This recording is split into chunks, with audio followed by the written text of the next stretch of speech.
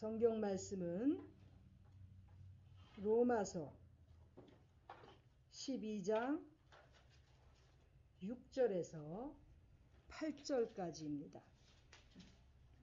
다 같이 봉독하겠습니다. 로마서 12장 6절에서 8절입니다. 시작.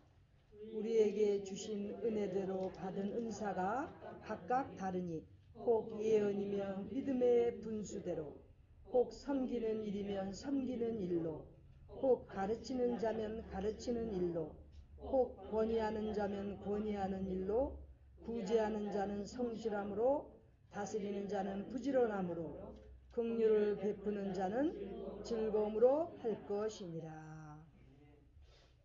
여기에 오늘 사도 바울이 하나님께서 우리에게 주신 은혜대로 받은 은사에 대해서 7가지를 설명하고 있습니다.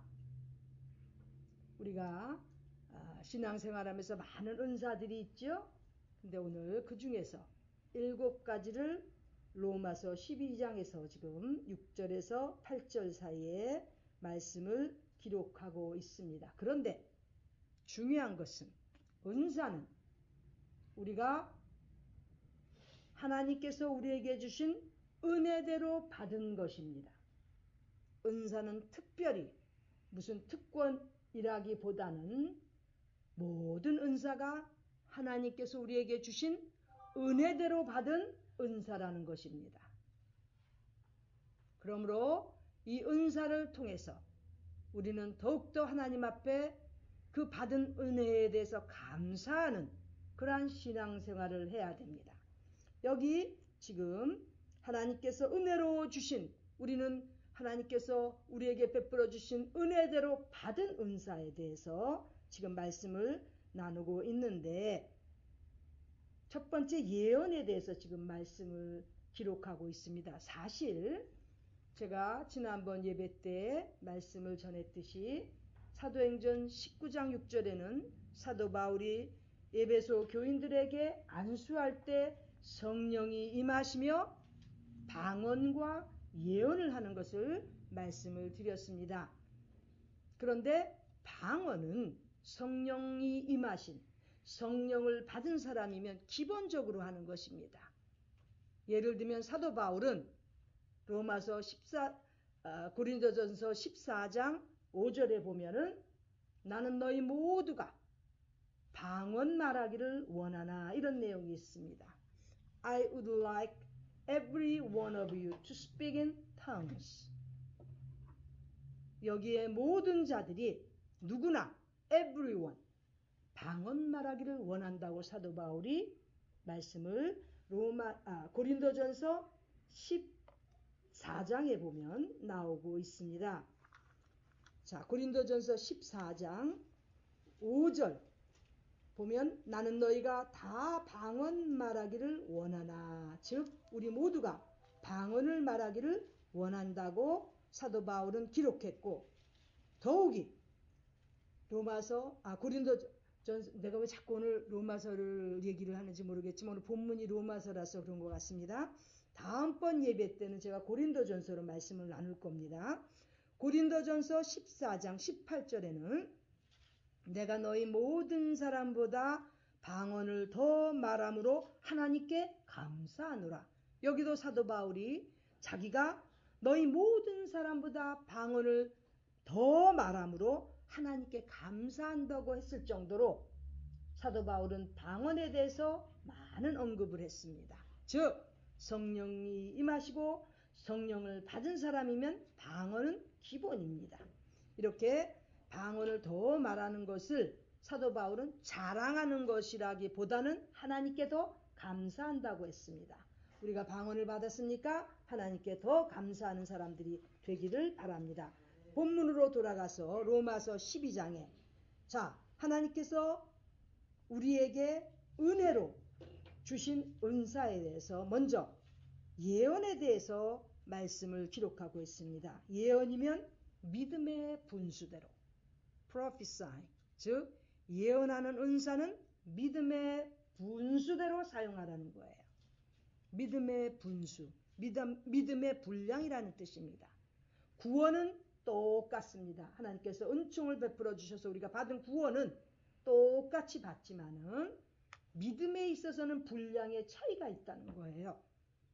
그리고 그 믿음의 분량의 차이를 예수님께서도 잘 말씀해 주셨습니다.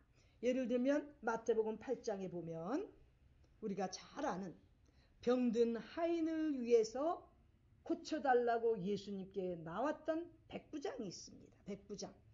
그 백부장을 마태복음 8장 10절에 보면 예수님께서 이스라엘 중 아무에게서도 이만한 믿음을 만나보지 못하였다고 하셨습니다. 이만한 믿음.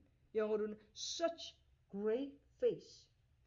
이렇게 위대한 믿음 만나보지 못했다고 예수님께서 백부장의 믿음을 칭찬하셨고, 즉 백부장의 믿음은 대단한 위대한 믿음이었다고 예수님께서 인정하신 것입니다. 이렇게 믿음의 분량에는 대단한 위대한 믿음이 있습니다. 그런데 똑같은 마태복음 8장 26절에 보면 제자들이 예수님 배에 모시고 이렇게 가다가 폭풍이 일고 바람이 불고 물결이 일어나니까 너무 무서워가지고 주무시던 예수님을 깨웁니다.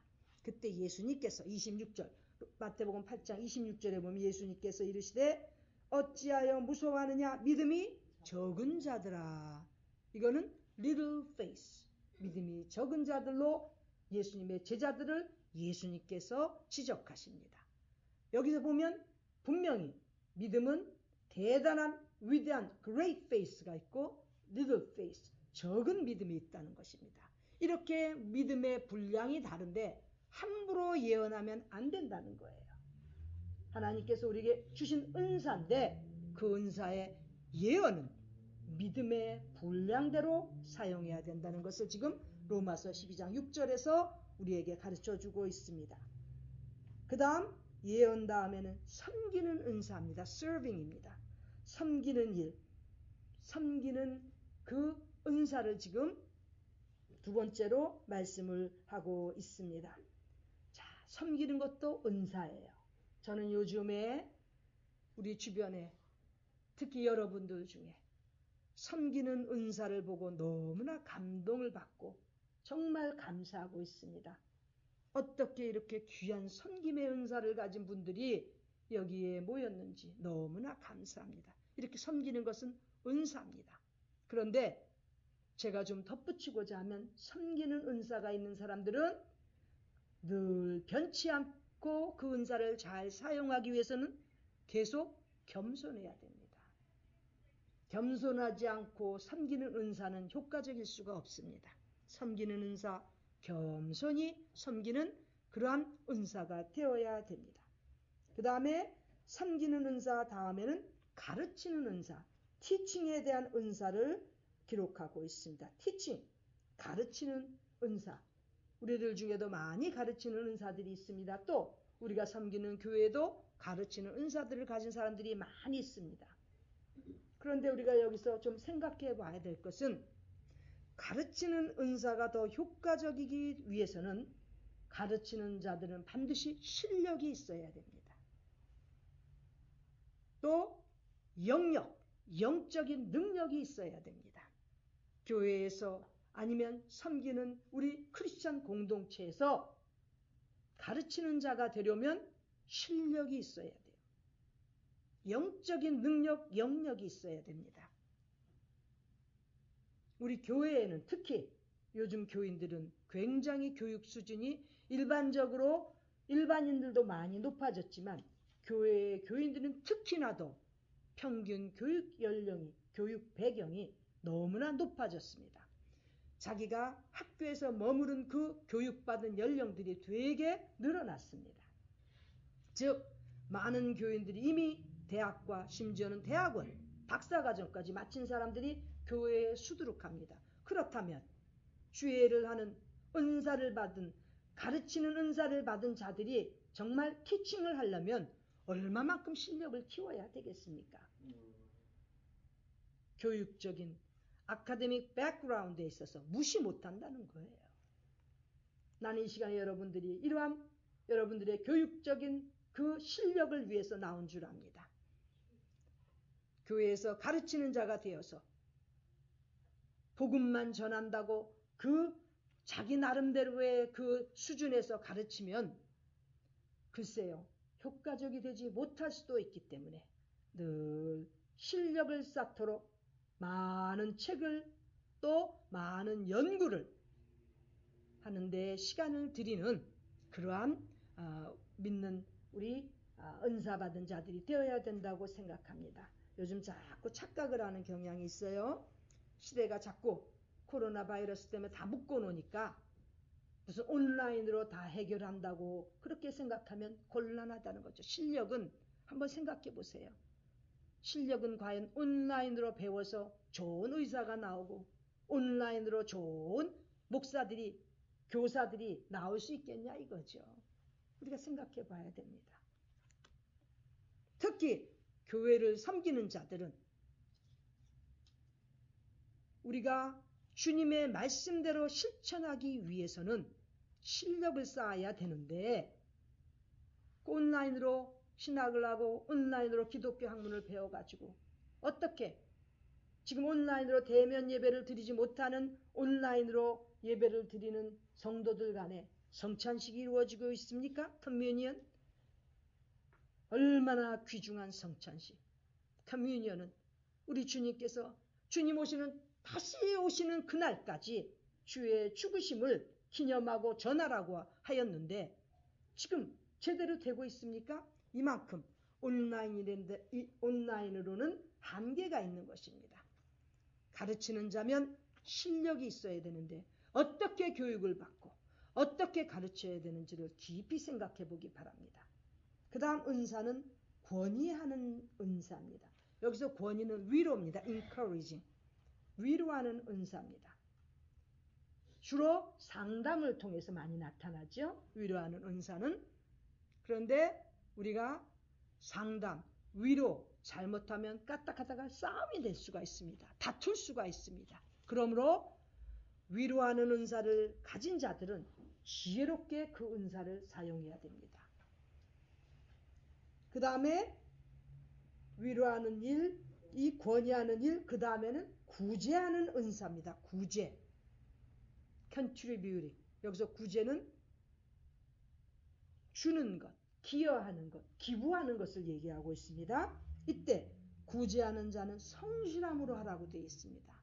여기서 성실함은 영어로는 generous한 거예요. 관대하게 하라는 거예요. 구제하는 데 있어서 째째하게 바들바들 떨면서 그거는 구제하는 은사가 아닙니다. 마지못해서 하는 척하는 거지. 잘 판단해야 됩니다.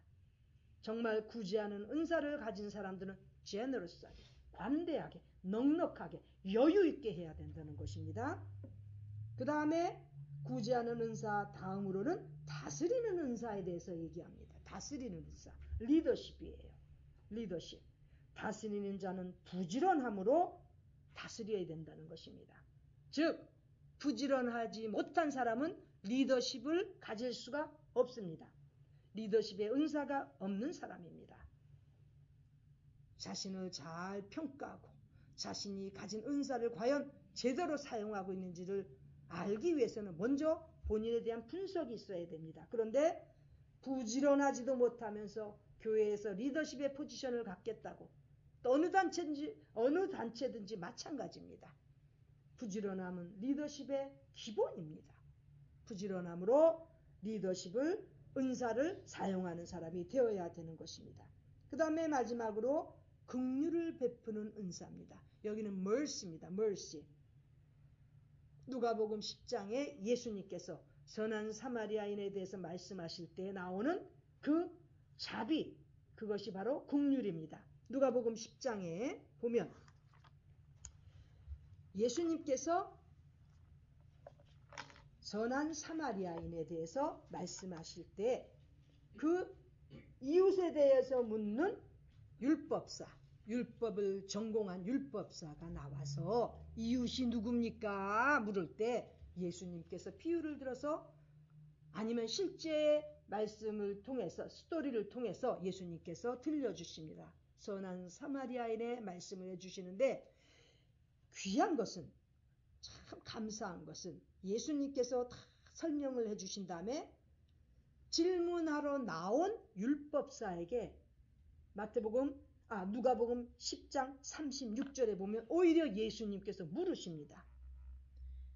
네 의견에는 이 세 사람 중에, 즉 제사장, 레위인, 사마리아인 이 세 사람 중에 누가 강도 만난 자의 이웃이 되겠느냐? 예수님께서 물으십니다.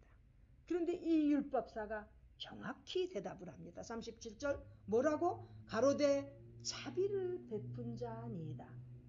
이웃은 누구라고요? 자비를 베푼 자. 여기에 자비가 뭘습니다. 그리고 예수님께서 그 대답한 율법사에게 명령하십니다. 누가복음 10장 37절에 예수님께서 가라사대 이르시되 가서 너도 이와 같이 하라. Go and do likewise. 가서 너도 이와 같이 하라. 명령문으로 쓰여 있습니다. 우리가 긍휼, 자비를 베푸는 은사가 있습니까? 가서 예수님께서 이렇게 가르쳐 주신 이대로 가서 행하는 자가 되라는 예수님의 명령인 것입니다. 아무리 자기가 좋은 은사가 있어도 가서 행하지 않으면 무슨 소용이 있겠습니까?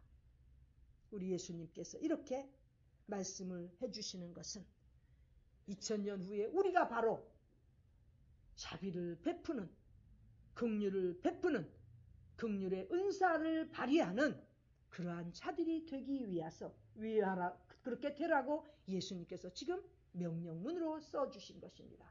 저는 이 시대에 살아가는 우리 크리스천들이 모두 다 이 많은 은사들을 다 잘 발휘하고 사용하기를 간절히 소망합니다. 특별히 이 어렵고 힘든 세상에서, 지금 코로나 때문에 너무나 어려운 이 세상에서 긍휼을 베푸는 이러한 은사가 반드시 발휘되도록 예수님의 말씀 가운데서 명령을 받은 사람으로서 가서 이렇게 행하는 자로서 사는 모든 하나님의 귀한 종들이 되기를 간절히 소망합니다. 기도드리겠습니다. 존귀하신 하나님 우리 아버지, 우리에게 귀한 말씀, 하나님의 말씀을 허락하여 주셔서 오늘도 깨닫게 해주셨습니다. 부족하지만 하나님께서 허락하신 은혜로 주신 이 은사들을 잘 사용하는, 그리하여 하나님의 나라와 하나님의 의를 위하여 하나님 앞에 서는 그날까지 최선을 다해서 사는 그러한 귀한 인물들이 다 되게 하여 주시옵소서. 존귀하신 예수님의 이름으로 기도드립니다. 아멘.